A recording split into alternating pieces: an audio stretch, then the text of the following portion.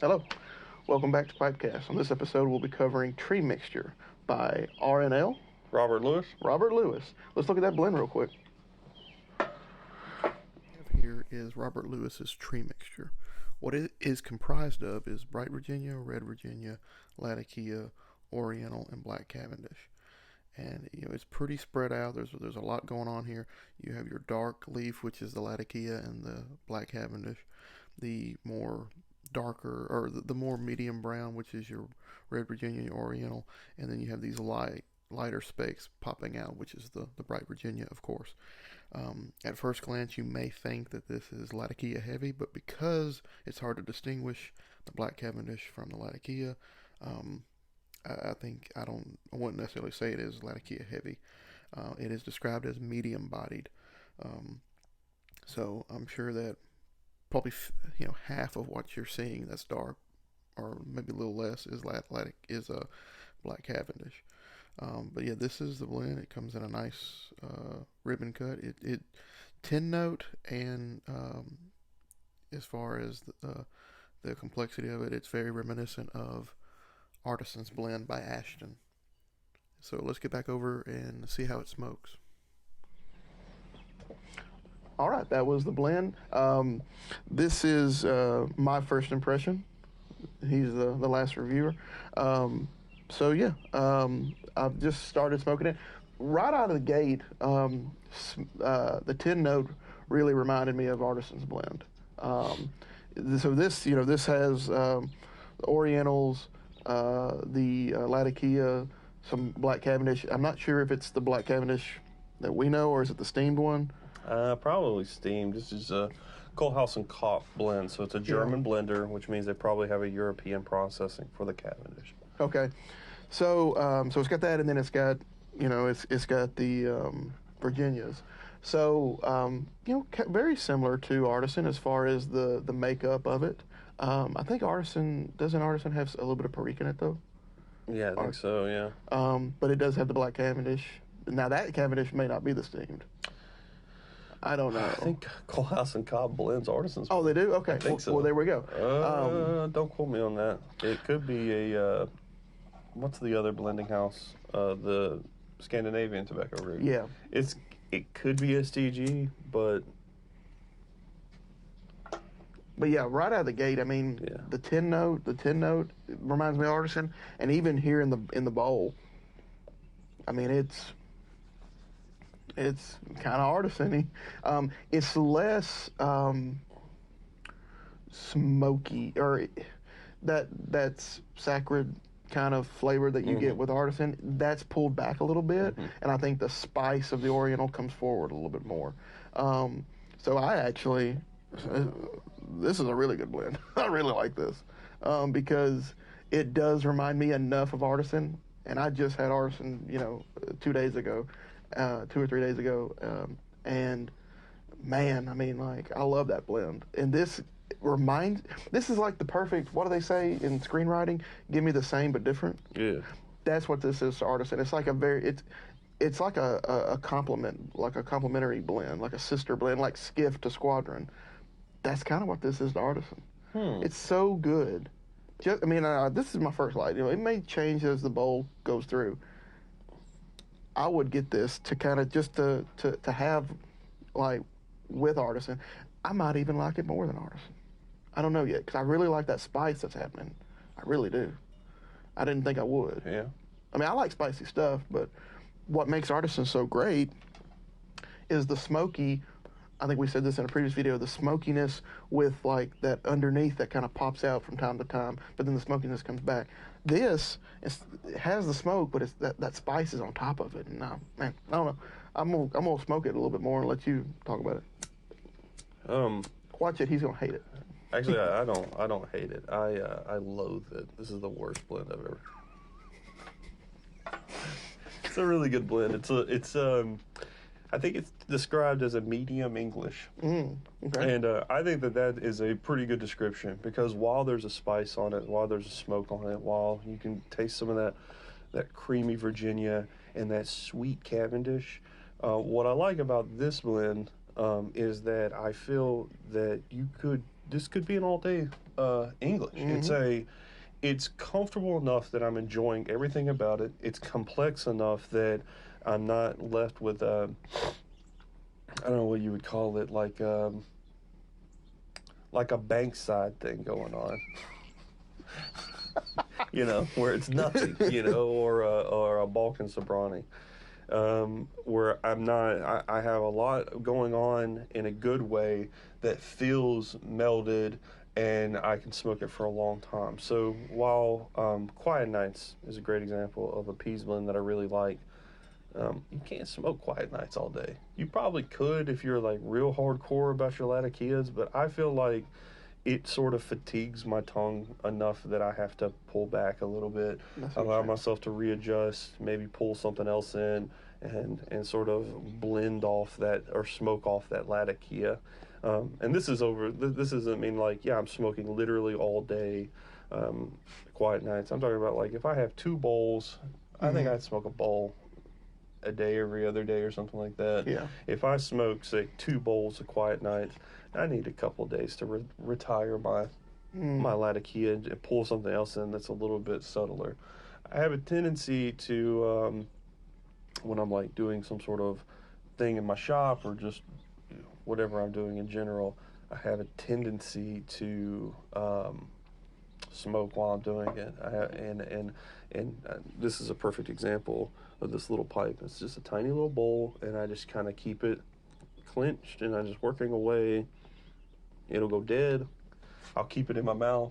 We'll work around. I'll light it back up, and then that to me is an all day. It could be 2 bowls, but it's an all day smoke, and I'm keeping it on me. It's hard to do that when you're like with a Quiet Nights or you're going the distance.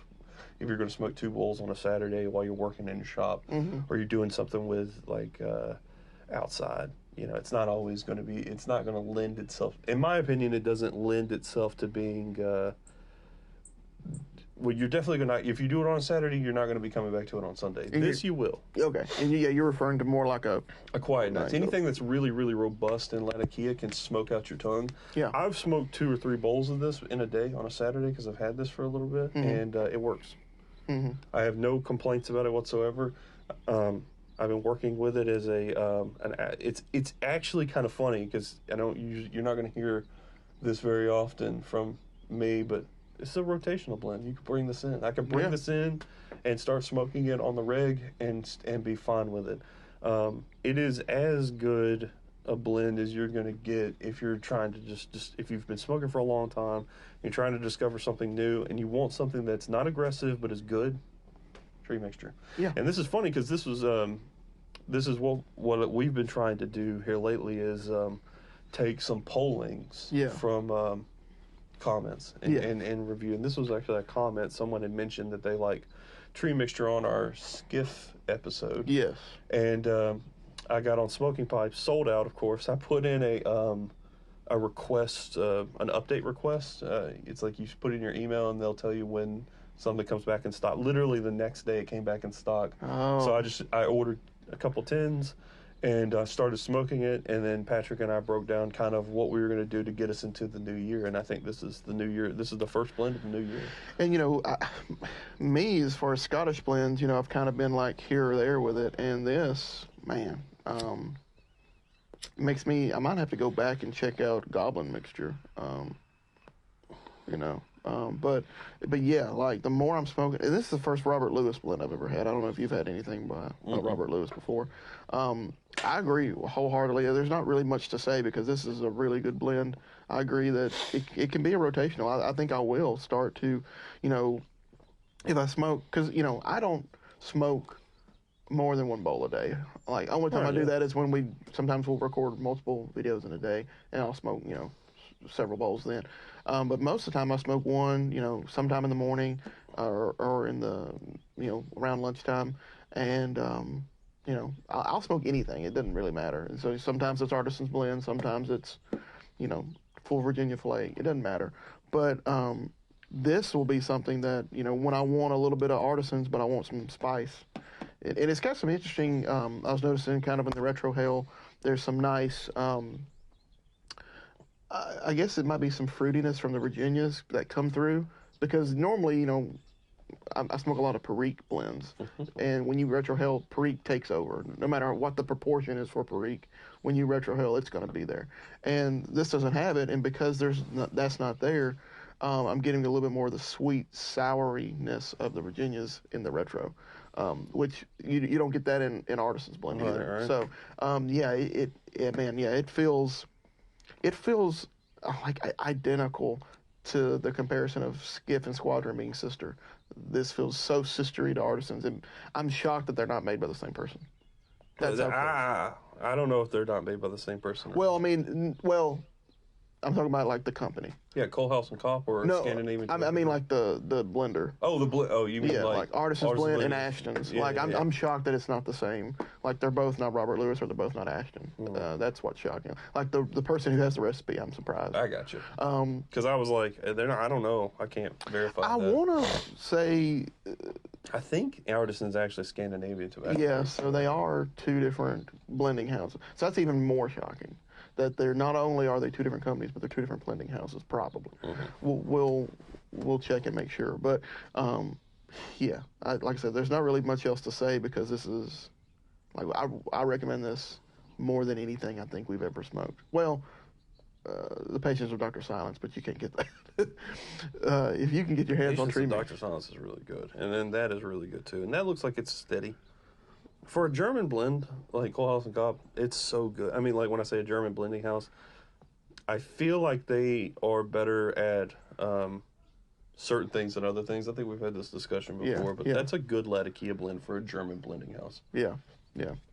And like I said, I've never really like focused that heavily on like the Oriental, and it's just there. It's there, man, and it's kind of like it and the Latakia are like playing.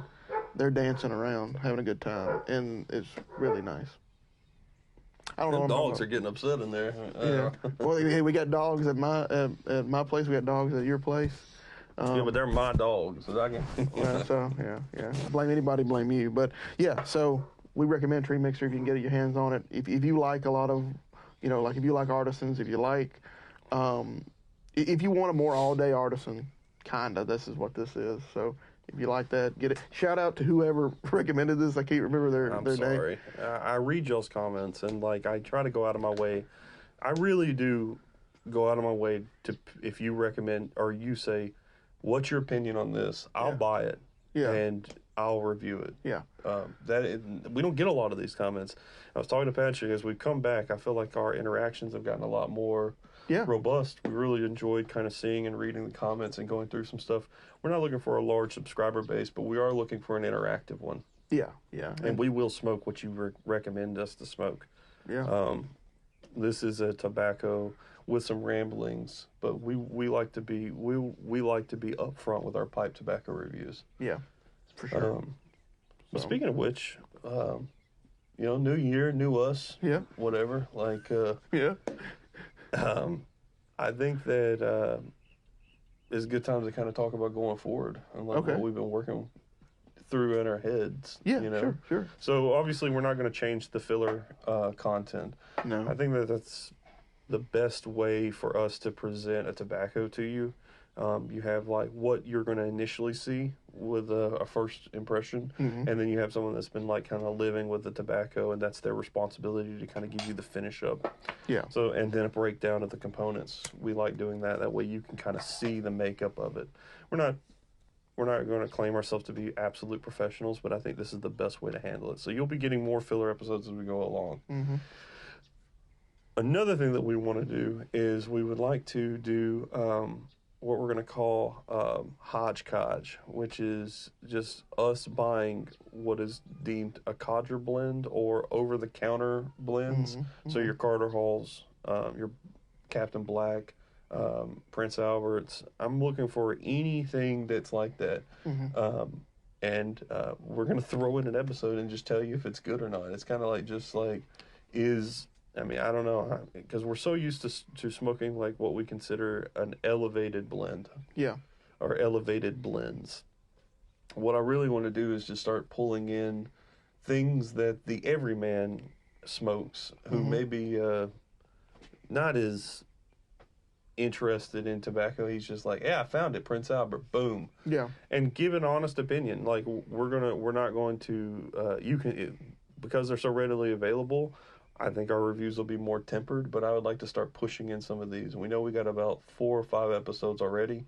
So if you guys can think of like something maybe your granddaddy smoked or something that your uncle smoked still, even if it's just like I don't care what it is, Great Borkum riff. Yeah, just something. We'll pick it up and check it out. Yeah. So that's the idea, is that we're really going to try to push the envelope with these hodgepodge blends. What's that one that it comes in like a huge tin that I think Matches and Sergeant Savinelli would smoke sometimes? A mixture of 79.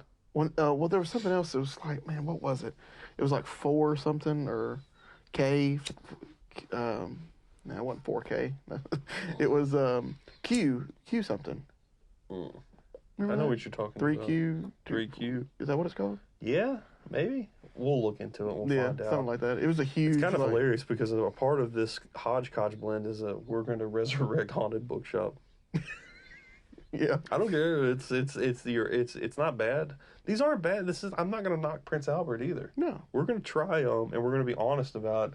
And I'm going to be honest in a way that's I don't want to say softball, but I am going to give this the most fair shake that I can. You're going to be considerate of the fact that these are available.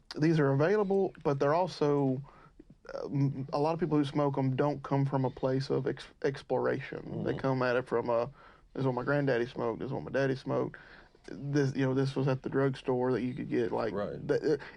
The person. Not saying this isn't for everyone, but the person who smokes those blends, they aren't going to smokingpipes.com that often to get their blends. They're not that, and so it takes a different kind of review to tackle those type of things. And I think maybe it might be good to have like a history of the blend. So I'm going to try to do a little research and give you guys a breakdown of the blend. It's and what popularized it, where it came from, and how that's going to look. And another part to that, or not to that, but other things that we're going to do in the future, I'm still on my quest to kind of try the old stuff, and so be looking for some more Galwith or Galwith Hogarth and Company blends and Samuel Galwith blends. I know on the docket we have Navy Flake and we have Bob's Chocolate Flake, Chob's Chocolate Flake. Yeah. And we sold out to the man, and we have Haunted Bookshop cake that we will try. Yeah.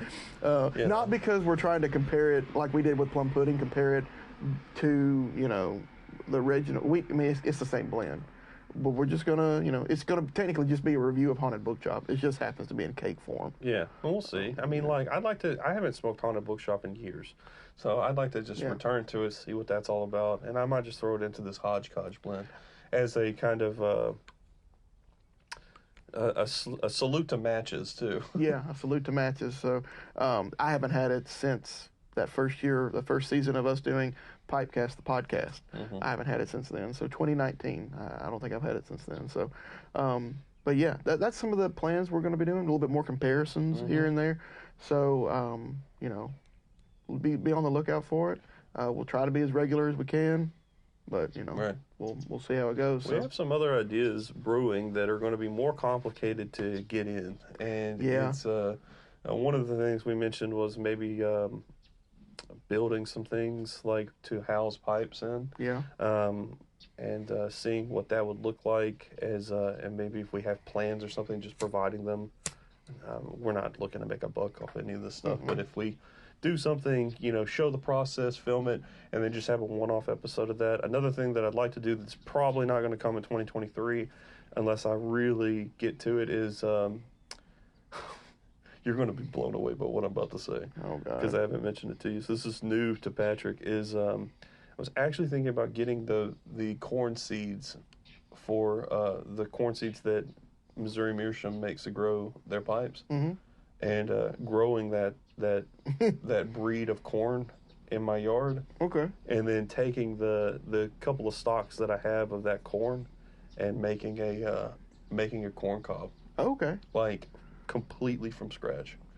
There you go. And then Get getting some bamboo and make a Yeah, do something. Yeah, You just drill it in, and maybe I've got some ebonite lying around, so I can make an ebonite stem and actually do a corncob pipe build using like a hardwood and an actual grown thing. Yeah. I think the only thing that I'd have to do is I think once you've turned it,